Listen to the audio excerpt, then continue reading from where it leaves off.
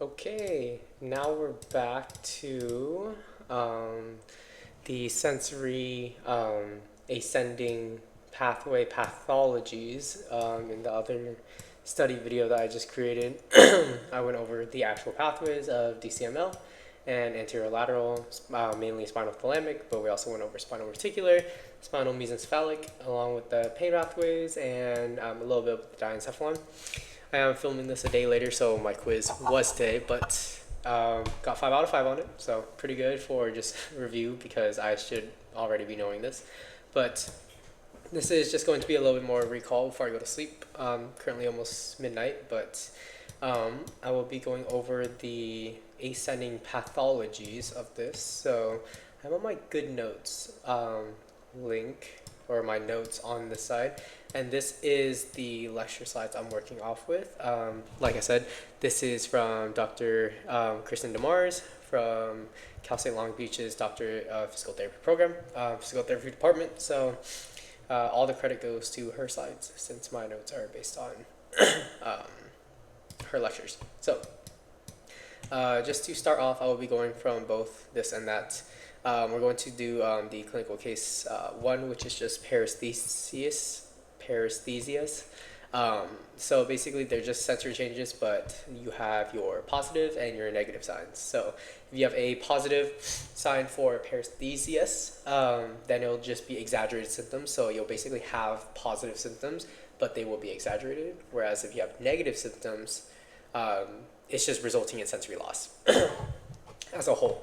And when it comes to paresthesias, we have 3 different ones that you should know that pertain to both this, also the Blumenfeld chapter, but this is just, these slides are basically condensed versions of the chapter. So for just paresthesia, it's going to be an abnormal positive. So like we said, positive signs are exaggerated symptoms. It's going to be abnormal positive sensory phenomenon. When we talk about dysthesias, it's going to be an unpleasant abnormal sensation. And when we talk about allodynia specifically, these are going to be painful sensations that are provoked by minor and non-painful stimuli. So the example would be touch, but imagine I'm not wearing a shirt and I put my shirt on and I'm getting very much pain from putting on this shirt and just keeping it on. Me putting on the shirt is the non-painful minor stimuli. However, I'm experiencing so much pain, so I would be an allodynia is the way I would remember it. Moving downwards, we have paresthesias, both DCML and anterolateral, so it's not really stuck on one pathway, but if we had DCML paresthesia, we would just have numbness and tingling, because if we said DCML is going to be for over here, DCML will be proprioception, vibration, fine touch. And fine touch. I noticed that I put crude touch for both. Definitely go back and fix that if I'm still watching this back later on. But the crude touch will be for anterolateral. Crude touch, aka gross touch. But I ended up changing fine, but I guess I wrote fine touch twice. But yes, fine touch for DCML, gross / crude touch for anterolateral. Okay. Going downwards, let me go over here. If we're doing paresthesias for anterolateral system pathways, it's going to be a sharp burning or searing pain, and you also have loss of pain or temperature sensation because anterolateral spinal thalamic is in charge of pain, temperature, and gross touch. So negative and positive, like we talked about earlier. You might also have a paresthesia from the cortex, Brodmann areas 312. This would just result in contralateral numbness and tingling, and you may also have pain because this is in the actual cortex. So we know that the pathways decussate earlier or downward more. So if you're having a lesion in the cortex, it's already decussated. So you would have contralateral results. So contralateral numbness and tingling, and also have pain. If we have it in the thalamus, it's basically going to be the same thing, but it's more severe, so severe contralateral pain, and there is this specific name for it.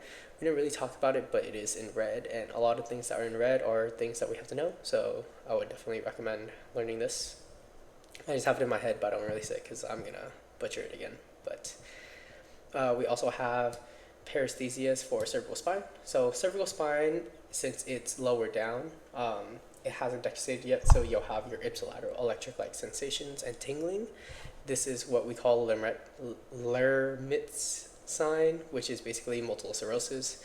And for nerve root and peripheral nerves, aka or paresthesias for them, you'll just have radicular pain, so radiculopathy, and it will be dermatomal if it's going to be a nerve root, and it'll be peripheral if it's peripheral nerves. And that's basically it for paresthesias. I don't think I really talked about. Oh, I did. I don't think I really did, but we can just go over it a little bit. For sensory loss, patterns, and localization, we know spinal thalamic is for temperature and pain, DCML, proprioception, light touch, vibration, and 2-point discrimination. However, all these things we did talk about in the last video about sensory examination, so we already talked about what graphesthesia and stereognosis is, as well as extinction. There are different types of extinction, so you have the 2-point discrimination, which is you close your eyes and then you're getting closer. And then you also will have extension that you can test bilaterally. So that's when the patient is closing their eyes and you can have them cross, or you can have them out like this, and then you'll just basically be touching both sides bilaterally and seeing if they are neglecting a specific side or they don't feel the same sensation on both sides. Moving on to, we already talked about how it would be contralateral if it was thalamic. Let that load. Okay, so moving on, we have lateral pons or medullary lesions. So specifically lateral pons or medulla, this is going to be affecting DCML, or not DCML, not DCML. It's going to be affecting anterolateral, the pain and temperature loss, because when you're having a lesion in the lateral pons or medulla, if we look back on our notes, we see that in the spinal thalamic, after it decussates in the anterior commissure, it and ascends the anterolateral white matter, it travels laterally in the medulla, and then it enters through the pons. So because it's entering through the pons, if we have a lesion in the lateral pons or the medulla, it's basically hitting that spinal thalamic tract. So because of this, it's very important. This is where we see crossed signs. Cross signs will happen in the lateral pons and medulla. Keep that in your head, because what I mean by cross signs is you will have a contralateral deficit of where that lesion is for our body. This is because the anterolateral pathway already decussates in that spinal cord, because they come in right away and they decussate.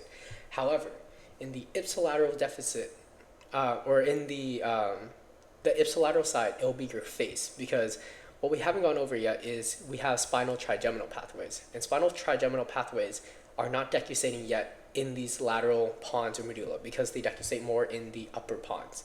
Because of this, this is where we have cross signs. Since I didn't really study about this, or I did study about, since I didn't write notes and went over it, it's just good to keep in mind that you will see cross signs when you have a lesion in the lateral pons or medulla. So keep it in mind. The next one, we will have medial medullary lesions. So this is a lesion in the lateral pons or medulla. Now we have a lesion in the medial medulla. So medial medulla, we have our DCML. So it involves the medial lemniscus, which is part of the DCML pathway. So you'll have vibration and position sense, aka proprioception loss.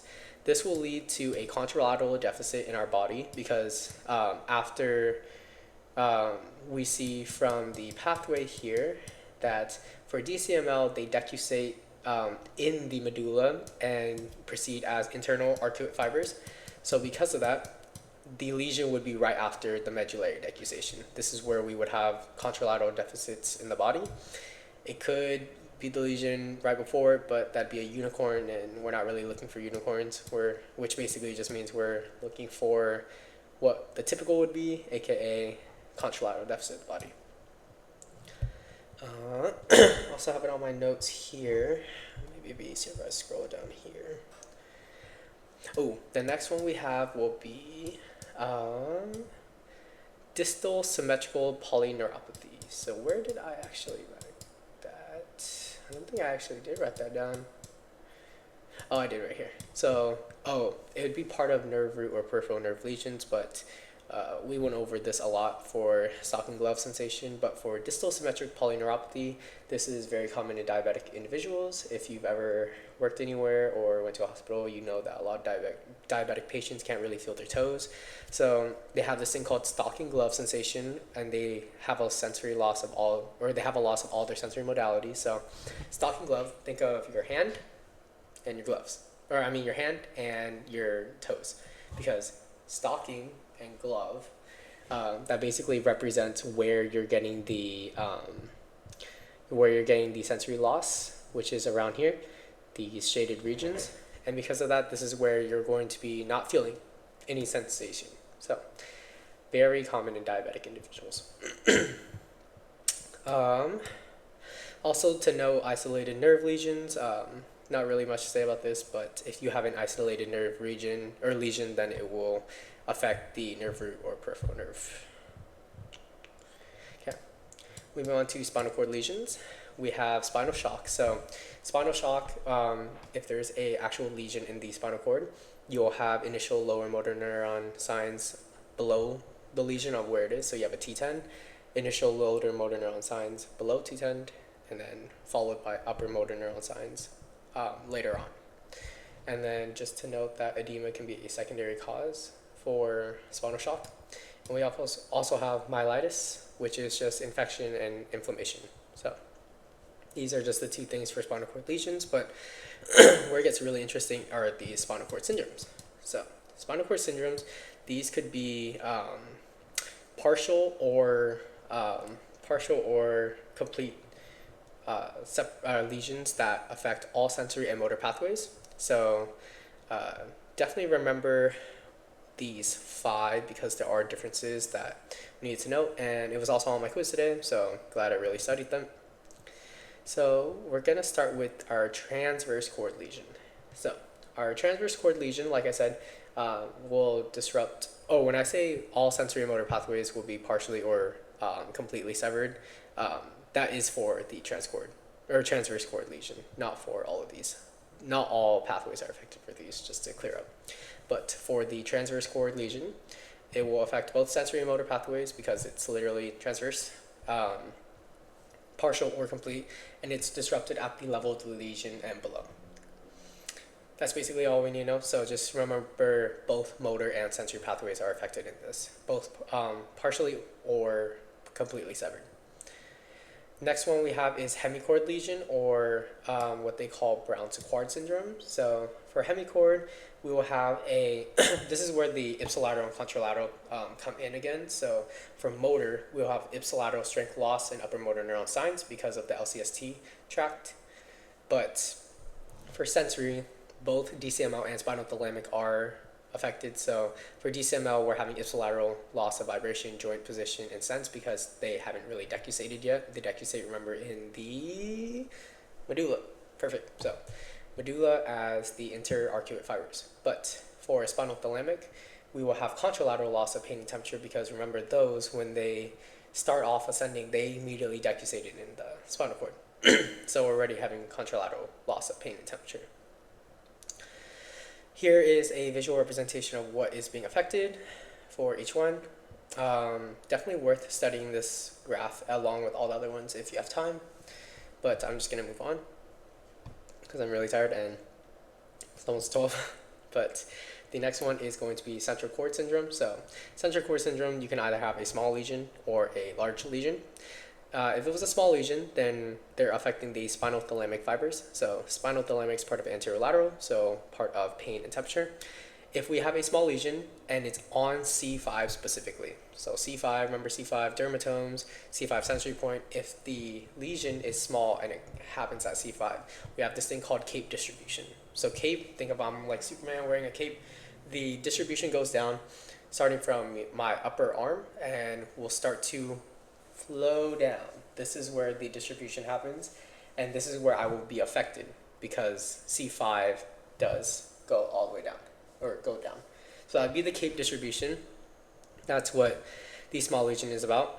However, if we have a large lesion of central cord syndrome, it will be affecting a lot of different things. So as you can see, the anterior horn cells are affected, which result in lower motor neuron signs. The cortical spinal tracts, specifically LCST, upper motor neuron signs are affected or are rising. Posterior columns, which is just a decrease in proprioception, so now you have your DCML.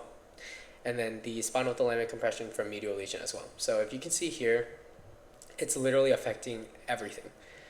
However, it is very important to note that even with a large central cord lesion, it is sacral sparing. So it won't really be affecting like incontinence, but it will be affecting everything else. Posterior cord syndrome, what I remember is instead of just all this, it's DCML and nothing else. So posterior cord syndrome only affects DCML. And you can see this because DCML tracts are in the posterior region of the spinal cord. So if you have a posterior cord syndrome, it would cut here and it would only be hitting the DCML fibers. If you want to look for a unicorn, possible motor, because motor is right here, but it would mainly be DCML that's affected. Yeah, just basically showing you what it is. See how it's only blue, vibration, position, sense loss, because DCML. And interesting enough, anterior cord syndrome, what I like to think of, since DCML was only posterior, anterior cord syndrome is a lesion that would be affecting everything except a DCML. So as you can see here, there are no signs of blue. So it literally affects everything except DCML. So pain and temperature loss, which is your spinal thalamic, lower motor neuron strength loss, which is your anterior horn cells, and upper motor neuron weakness, which is your lateral cortical spinal tracts. And very important, this does affect incontinence. So I think this is the only spinal cord syndrome that has incontinence as a main result. So good to note that as well. But yes, posterior cord syndrome, DCML, nothing else. Anterior cord syndrome, everything except DCML. Central cord syndrome, small lesion, the cape distribution at C5. Large lesion can affect basically everything else besides the sacral. So remember that.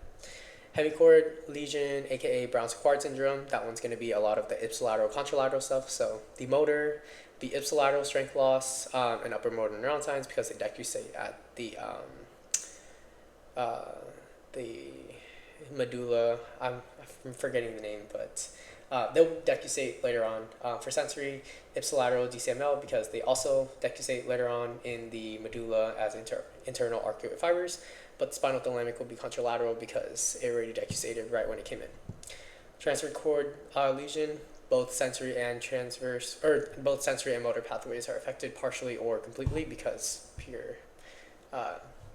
pure horizontal transverse cord lesion. Yeah, but if you saw it here, it would be affecting everything because you're literally slicing it in half. But that's everything that we have. I'm probably gonna post this before I go to bed and get ready. So thanks for joining me, Andy, if you're watching this later on, just for a review. I hope I got most of the things right. If not, I apologize, but yeah, that's basically everything.